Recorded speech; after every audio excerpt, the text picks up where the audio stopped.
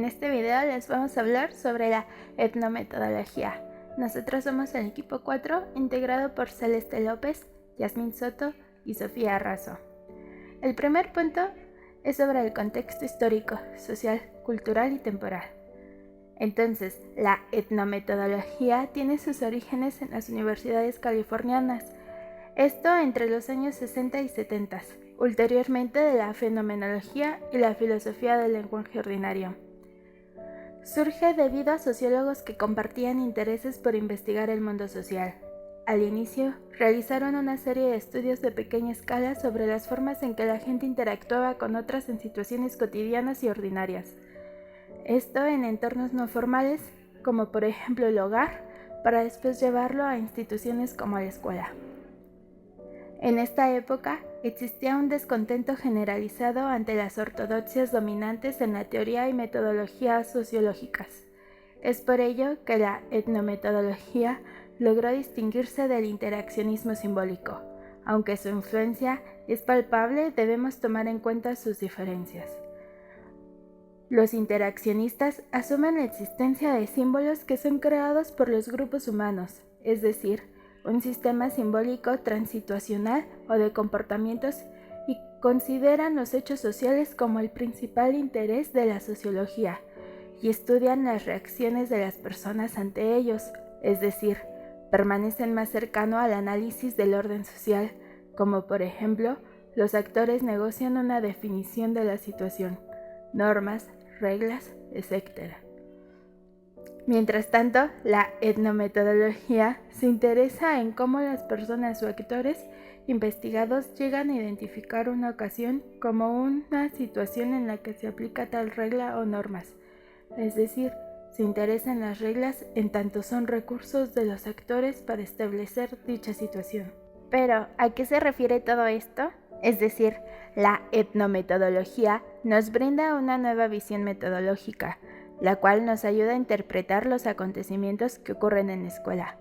A pesar de ser muy joven, se ha posicionado dentro de las mejores opciones para interpretar los contextos sociales en la investigación cualitativa. Sin embargo, debido a su poca investigación, no es muy usual o común su utilización.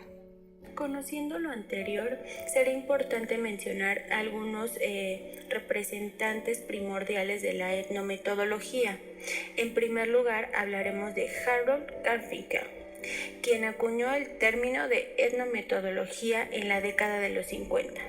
A partir de este término, pretende hacer un análisis de la organización social desde las estructuras de experiencia de los protagonistas, logrando demostrar que son las propias actividades sociales las que permiten construir los escenarios, el sentido y el orden social, que especialmente en la institución escolar se muestran de una manera particular y compleja. Su interés se deriva de la observación, ya que buscaba conocer cómo es que se construían las decisiones colectivas, esto desde el sentido común y cotidiano. Garfinkel se da cuenta que dichas prácticas de sentido común son las que cargan con la encomienda de consumar o legitimar el orden social. Por otro lado, tenemos a Herbert Sachs, quien fuera un reconocido sociólogo.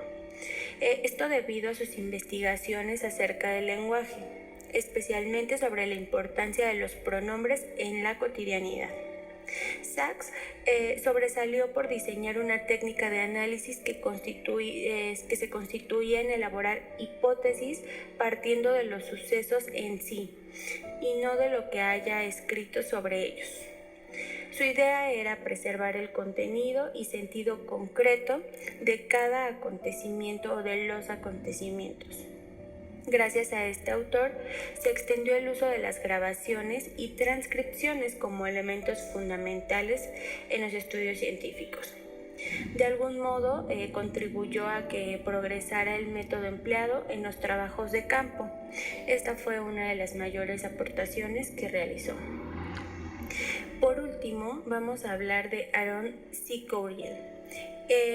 Él era un sociolingüista que se especializó en la comunicación sistemática y en el estudio de los actos prácticos de los niños.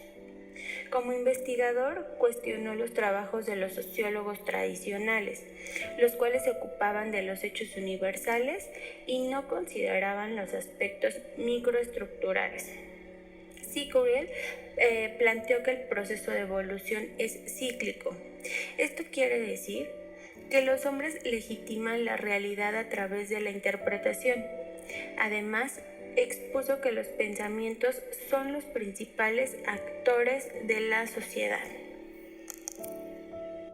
En este punto les hablaremos de las características principales de la teoría, principios y fundamentos. La principal característica de la etnometodología es que estudia cómo los integrantes de una sociedad o contexto estructuran, realizan y entienden la interacción diaria, poniendo mayor atención en lo que al parecer es obvio, eso que realizan de manera habitual en conjunto. Según Garfinkel, las investigaciones etnometodológicas buscan explicar las acciones como un continuo logro práctico de los miembros, y esto, llevado a la escuela, busca saber qué sucede a partir de las interacciones habituales y comunes de los alumnos y maestros. Los etnometodólogos tienen la idea de que el mundo social está compuesto de significados y puntos de vista que se comparten entre los mismos miembros, pero para los años 60 se comienza a visualizar dos directrices en torno a la investigación etnometodológica. Por un lado, los que realizan estudios etnográficos de instituciones y procesos sociales, los cuales solo pueden ser explicados desde el contexto dentro del cual tuvieron lugar, es decir, cómo es que los individuos adquieren las perspectivas culturales de sus sociedades y cómo es que se ven reflejadas en su vida cotidiana. En segundo lugar, nos centraremos en la organización del diálogo en la cotidianidad de los individuos, así como también la ordenación y coherencia que se tiene en el intercambio entre los mismos. Y según Coulon, el análisis de la conversación es el estudio de las estructuras y las propiedades del lenguaje, de las cuales se derivan tres hipótesis. 1. La interacción está organizada estructuralmente. 2. Las contribuciones de los individuos que se encuentran interactuando están orientadas contextualmente. 3. En la tercera hipótesis, nos menciona que las dos anteriores se realizan en todas las interacciones, por lo que cada detalle es importante y no puede ser desechado. Es por todo lo anterior que quienes realizan investigaciones etnometodológicas dan por sentado que las interacciones entre los miembros del grupo a estudiar, por ejemplo, los alumnos y profesores, se hacen de manera ordenada y en determinado contexto, del cual depende el buen y natural funcionamiento grupal. Lo más importante y el punto central es entender cómo se lleva a cabo la organización de dichas interacciones. Conociendo lo anterior, tomaremos como concepto de la etnometodología la de Gignes, quien afirma que es el estudio de los etnométodos. Estos son los métodos populares o empleados para darle sentido a lo que dicen y realizan los demás. Por tanto, se refiere a un método que la gente posee. Es un conocimiento de los asuntos cotidianos que pueden ser revelados en forma de razonamientos prácticos. Este enfoque nos brinda una opción de conocimiento holístico de los procesos sociales, es decir, lo considera como el todo. Otro concepto importante que debemos conocer y debemos retomar es el que nos da Garfinkel, a lo que él llama indiferencia etnometodológica. Esto es la visión en la que sobresale la necesidad de apartar las propias creencias e ideas sobre la estructura social y de enfocarse primordialmente en la forma en cómo los miembros de un grupo manejan, reproducen y logran un sentido de las estructuras sociales. Procesos metodológicos asociados y particularidades metodológicas. Las principales ideas fundacionales de la etnometodología provienen de las investigaciones sobre la interacción social y sin duda alguna se vincularon con el lenguaje, la etnografía, la psicología social y la ciencia cognitiva. Es por ello que se va muy de la mano con la investigación-acción, que fue utilizado para designar una perspectiva sobre el estudio de la vida de grupos humanos y también del comportamiento individual, bajo la premisa de que aquello que llamamos realidad no existe fuera de dicho mundo real. También mencionaremos algunos ejemplos, de cara a que los objetos sociales se construyen de manera cotidiana por los individuos. Es innegable que en la escuela puedes visualizar incontables ejemplos de interacciones, lo cual da una amplia posibilidad de estudio. Entre los trabajos más representativos de la organización social se encuentran el de Medhan y Sikorian, donde grabaron a un grupo de alumnos de etnias y edades diferentes a lo largo de un curso. Esto lo podemos ver reflejado en la actualidad en las zonas de habla indígena, con las escuelas multigrado, donde tienen diferentes niños o alumnos con hablas distintas, y no solo eso, sino también tienen una edad diferente y a todos se les tiene que atender.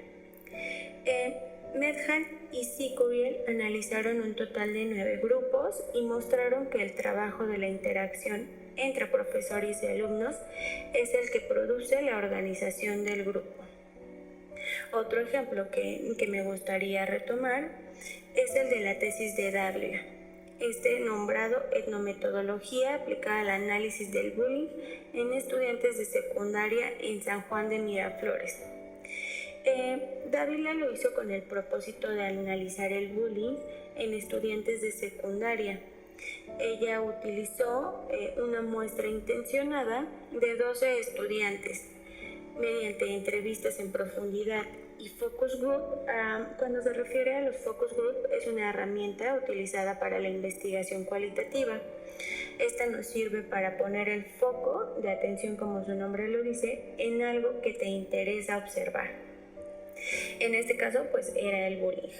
Se muestra una imagen, una escena de una película, alguna parte de algún video, y se evalúa las reacciones que las personas presentan en ese momento. Ahora bien, el análisis dicho por la autora Dávila fue que en los resultados es relevante el principio reconocido como noción de miembro. Este ayuda a identificar a la familia como miembro agresor con relevancia de la figura paterna, a los agresores que actúan individual y grupalmente, ahora bien a los agredidos y a los espectadores. Luego la práctica social se transparenta a partir de los hechos violentos de bullying psicológico, físico, racial y ciberbullying, todos ellos concebidos como un juego por los estudiantes. La inexicalidad se evidencia en expresiones como insultos y apodos, y la reflexividad es apreciada en la toma de conciencia sobre el problema. Estos son tan solo 2 ejemplos de cómo se utilizó la etnometodología dentro de la investigación cualitativa. Análisis y crítica, alcances y limitaciones. La etnometodología se ha considerado como un importante componente teórico del paradigma de la definición social y como una variable de la sociología creativa. Incluso hay quienes la han señalado como una sociología de la vida cotidiana y la han considerado una variante del constructivismo social. A manera de cierre, debemos tomar en cuenta que la etnometodología, desde la perspectiva de Garfinkel, se centra en la forma mediante la cual las personas enfrentan las situaciones de la vida diaria, lo cual nos lleva a tener un amplio registro de los procedimientos prácticos que utilizan las personas a diario para crear, sustentar y manejar un sentido de la realidad objetiva. Para este enfoque, la obtención de información se basa principalmente en el habla cotidiana, atendiendo fundamentalmente el discurso natural y las interacciones entre individuos pertenecientes a una sociedad. Sin embargo, también es nuestro deber mencionar que entre las limitaciones que tiene esta metodología es que debido a que el investigador se adentra tanto en el grupo, que puede existir un sesgo de información. Por otro lado, al ser una investigación donde el diálogo y la acción son lo principal, se puede llevar a que las palabras tienen diversos significados y tal vez el investigador lo retome desde otra perspectiva a la que fue mencionada por la persona investigada.